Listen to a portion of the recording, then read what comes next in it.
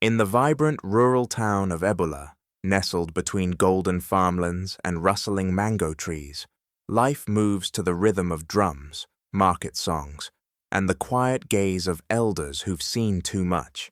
It's the kind of place where the scent of roasted maize drifts through the air, children run barefoot on dusty roads, and secrets don't stay buried for long.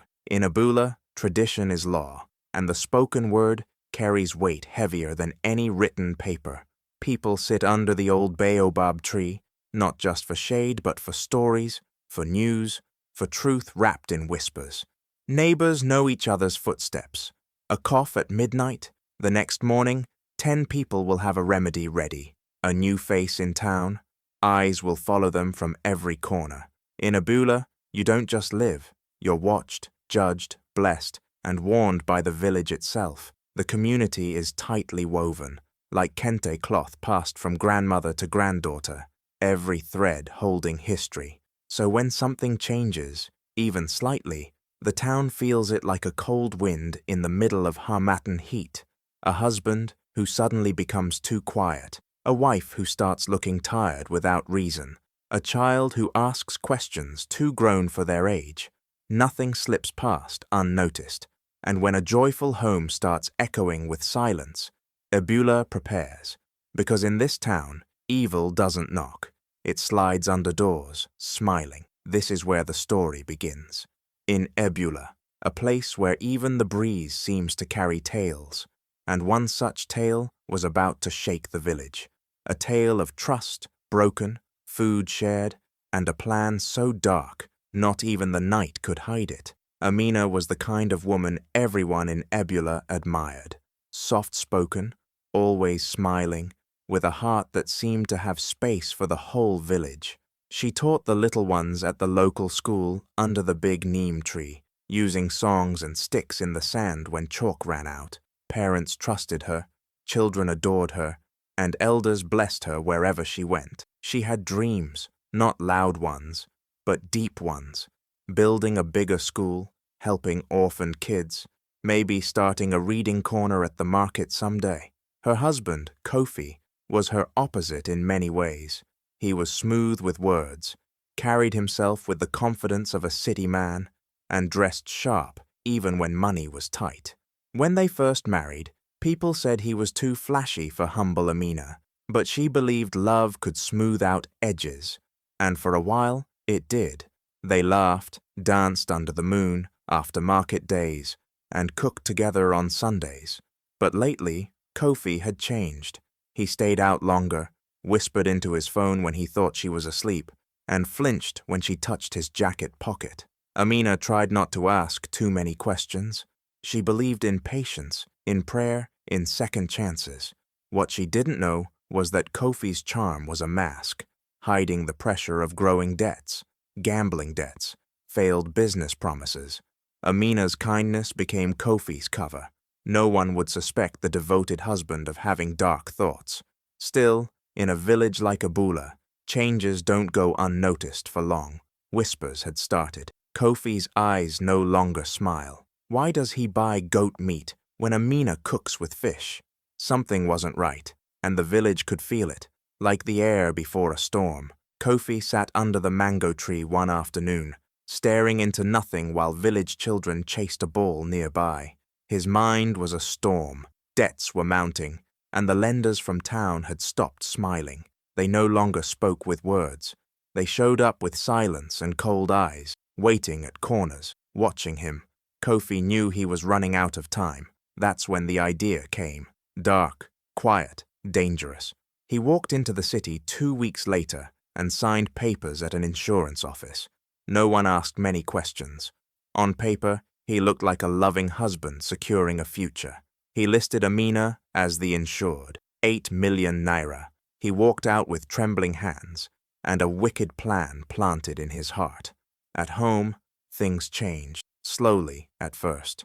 Kofi became more absent, more tense. He no longer joked with Amina or helped her carry her basket from the school. When she smiled, he looked away. When she laughed, he grew quiet. Amina thought he was stressed. Maybe work, maybe money. She prayed harder. cooked his favorite okra soup, left sweet notes in his pockets, but nothing melted the wall growing between them. Meanwhile, Kofi counted days. He stared at that insurance paper every night like it was a treasure map. In his mind, he had started spending the money already. New clothes, a car, even leaving the village. But there was one thing left in his way, Amina. And each time he looked at her, her soft voice and gentle hands made something inside him hesitate, just for a second. But greed is loud, louder than guilt, and Kofi had made his choice. What he didn't know was that the village was watching, and Ebula never forgets. One warm evening, just as the sun dipped behind the hills and painted the sky with orange and gold, Kofi came home with a smile Amina hadn't seen in months. He wrapped his arms around her like old times and said, "Let's have dinner together. Just us. No worries, no stress." Amina's heart lit up. She thought maybe the man she married was coming back. Maybe the prayers had worked. She even cried a little as she hugged him back. Kofi told her to invite Sifa too, her young cousin, who stayed with them sometimes after school. "He's like a son," Kofi said warmly. "Let's eat as a family." That touched Amina even more. She rushed to the kitchen, humming an old song, while Kofi watched her quietly from the doorway. His smile didn't reach his eyes. The meal was grander than usual. He insisted on buying fresh meat from the town butcher and even helped cut vegetables. He laid the table himself, lighting a candle in the center like they were courting again. Amina didn't notice how his hands trembled as he stirred the soup, or how he carefully poured a certain powder into only one plate when she stepped outside to fetch water. When Sefer arrived, all smiles and laughter, he was surprised by the feast. He hugged Kofi, joked with Amina, and sat excitedly at the table. As Amina served the food, Kofi made sure everything looked perfect. No one would suspect a thing. He raised a glass and said, "To love, to family." Amina's eyes sparkled with hope. Sefer giggled, already biting into his food. But something was off. The air was too still, too quiet, and the night was about to reveal a truth darker than anyone could imagine. As the delicious aroma of the food filled the small dining room, laughter echoed through the house. Amina moved between the kitchen and the table, smiling brightly. It had been a long time since their home felt this warm. Just as she was about to serve the final plate, her phone rang. It was a call from the school about a student's missing book. She stepped aside to answer, holding the phone to her ear while giving Sifa a gentle nod to wait patiently. The 3 plates were already on the table, carefully placed, one of them poisoned, and only Kofi knew which. Sefer, ever the helpful one, thought he'd make things easier. He noticed Amina's plate was closer to his seat and figured it would save her time if he just pushed it in front of her spot. So, without thinking much, he switched the plates. It was a small gesture, innocent and full of love. But that single movement rewrote the story that Kofi had planned so carefully. Amina returned from the call, unaware of what had just happened. She sat down, thanked them for waiting, and joined in the prayer. Sefer said, sweet and cheerful as always. Kofi's eyes flicked to the plates, then to Amina. He smiled tightly, his hands slightly shaking as he picked up his spoon. Everything was in motion now. They began to eat, unaware of the silent trap that had been shifted. Kofi, thinking everything was perfect, watched Amina closely. But within minutes, it wasn't Amina who coughed. It wasn't Amina whose hands trembled and face turned pale. It was Sefer, and in that moment, everything shattered. The air froze. Amina screamed his name, and Kofi's heart stopped, not from guilt, but from fear. Sefer was laughing just moments before, a spoonful of stew halfway to his mouth, when his smile suddenly vanished. He clutched his stomach, his face twisting in pain. A sharp gasp escaped his lips, and his spoon clattered to the floor. At first, Amina thought he was choking, rushing to his side with concern flooding her eyes. "Sefer, what is it? What's wrong?" she cried, her hands shaking as she tried to hold him upright. But it wasn't choking. His body began to tremble, and sweat broke out across his forehead. His lips turned pale, then blue, and then, He collapsed, right there at the dinner table. Amina screamed, pushing her chair back so hard it fell over. She called his name over and over, but Sefer couldn't respond. Kofi stood frozen, eyes wide, his spoon hovering mid-air. It was like the world had stopped moving, time itself holding its breath. Neighbors heard the commotion and ran toward the house, drawn by Amina's cries. Within minutes, the small home was filled with gasps, whispers, and panicked voices. Someone shouted for a doctor. Someone else checked the food. That's when old Mama Tande, the herbalist's wife, sniffed the stew and went still. "This food, it's been touched," she whispered, eyes narrowing. Amina looked at her in confusion. "Touched? What do you mean?" But the answer came before anyone could speak. Sefer's condition, the bitter aftertaste some noticed in the food, the plate that had been meant for her. Slowly, the truth began to rise like smoke. Someone had poisoned the stew, and it wasn't an accident. The cheerful dinner had turned into a nightmare. Amina's hands trembled as she held Sefer, while Kofi stood back, silent and sweating, because he knew what was coming.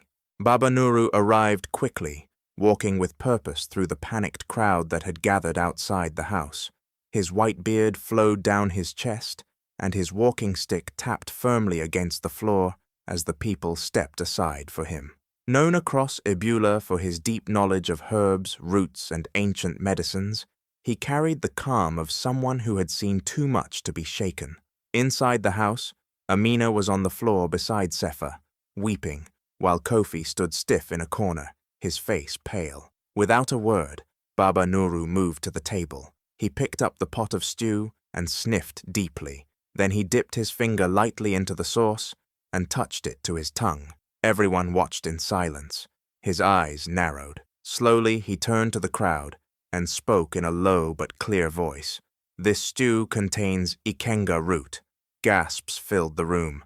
Ikenga root was feared in the village. A deadly plant, silent in its poison, and nearly impossible to detect without special knowledge. It could stop the heart within minutes, and only those trained in ancient ways could even recognize its presence. "This wasn't a mistake," Baba Nuru said gravely. "This was planned."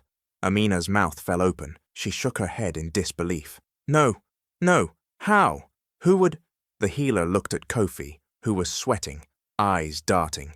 "Only someone with knowledge of rare herbs could have done this," Baba Nuru added. His voice held weight. The crowd turned slowly toward Kofi. Amina followed their gaze, her chest tightening. In that moment, everything felt quiet again, but it wasn't peace. It was the kind of silence right before a storm breaks open. And Kofi knew his secrets were no longer safe. 2 days passed in a blur of hospital corridors, sleepless nights, and silent prayers. Amina stayed by Sefer's side, holding his hand, whispering to him, begging him to wake up. The doctors said it was a miracle he had survived the poison, but his body was still weak, and his recovery would be slow. She hadn't seen much of Kofi since that night. He claimed he was too shaken, too ashamed, but something inside Amina had shifted. A voice deep within her kept whispering, something wasn't right. On the 3rd day, Amina decided to go home quickly to get fresh clothes and some food for Sefer. She took Kofi's car because hers was low on fuel. As she reached into the glove compartment for tissues, a thick brown envelope fell out. Curious, she opened it. Inside were insurance documents, her name printed clearly at the top. Her heart stopped. It was a life insurance policy worth 8 million naira, taken out just 2 months ago, signed by Kofi. Her blood ran cold. Why hadn't he told her? Why was it hidden? She scanned the pages, her hands trembling. Everything became clear. His sudden distance, the fake smiles, the awkward dinner. That plate wasn't meant for Sefer. It was meant for her. The food, the poison, the plan. It was all there in the silence of those papers. Amina clutched the envelope to her chest as tears filled her eyes. It wasn't just betrayal. It was a plan to erase her, for money. The man she had loved, defended, and trusted had tried to take her life. But fate had other plans. And now, the truth was in her hands. The sun hadn't even reached its peak when the village square of Ebula filled with murmurs and tense footsteps. The elders had called for an urgent gathering. Amina stood at the center, holding the brown envelope with the insurance papers, her face calm but firm. Beside her was Baba Nuru, and around them the townsfolk gathered, whispering Kofi's name like a storm about to break. When Kofi was finally brought forward, escorted by two strong farmers who'd found him trying to leave the village before dawn, he looked like a ghost, nervous, sweaty, and cornered. Elder Omaja stepped forward with his staff and voice of thunder. "Kofi, do you deny taking out a secret insurance policy on Amina's life?" Kofi stuttered, his eyes darting to Amina, then to the crowd. But no words came. Amina lifted the papers and showed them to everyone. The silence broke like glass. People gasped. Someone shouted, "You tried to kill her!" And then, like a dam bursting, secrets spilled. Elder Omaja continued, "We know of your gambling debts, Kofi. You owe nearly 5 million naira to men from the next town. You thought you could solve it by killing your wife." Kofi dropped to his knees, stammering, "I didn't mean for Sifa to... I was desperate." The crowd erupted with shock and anger. Women covered their mouths, children clung to mothers, and men shook their heads in disbelief. Baba Nuru stepped forward, eyes hard. Desperation is no excuse for murder. Then, Elder Omaja revealed the final blow. "We know you booked a bus ticket to Lagos under another name, planning to disappear after the accident, but fate had other plans. The poison found the wrong mouth, and your sins followed you home." And just like that, Kofi's lies, Amina stood quietly as the angry crowd slowly began to calm, her eyes steady and full of a new kind of strength. She could feel the weight of betrayal crushing her chest, but deep inside, she knew she had to rise above pain and anger. Revenge would only trap her in darkness. Justice, however, would set her and the village free. She raised her voice, clear and unwavering. "Kofi must answer for what he tried to do, not just for me, but for Sifa and for all of us." With the village elders backing her, Amina worked with the local authorities to make sure Kofi faced the law. The evidence was undeniable. The insurance papers, the poison, the confession. The village gathered support, and no one dared to stand with Kofi anymore. When he was finally taken away, handcuffed and silent, Amina didn't feel victory or hatred, just relief that the nightmare was over and justice was served. But Amina didn't stop there. She turned her heartbreak into hope. With the community behind her, she started raising funds and awareness to build a school in Sefa's name, a place where children from Ebula and nearby villages could learn without fear. She wanted Sefa's struggle to become a light for others, a symbol of resilience and care. Slowly, bricks were laid, books were bought, and teachers were hired. Her story spread beyond the village, through social media and word of mouth, drawing support from across the country. People admired her courage, her forgiveness, and her vision. Amina knew the road ahead wouldn't be easy, but with every child who walked through the new school gates, she saw a future brighter than the shadows Kofi had tried to cast. In choosing justice over revenge, Amina not only saved herself, but planted seeds of hope that would bloom for generations. If this story moved you, please like, share, and subscribe for more inspiring tales. Remember, justice and forgiveness are stronger than revenge. Choose the path that uplifts and heals.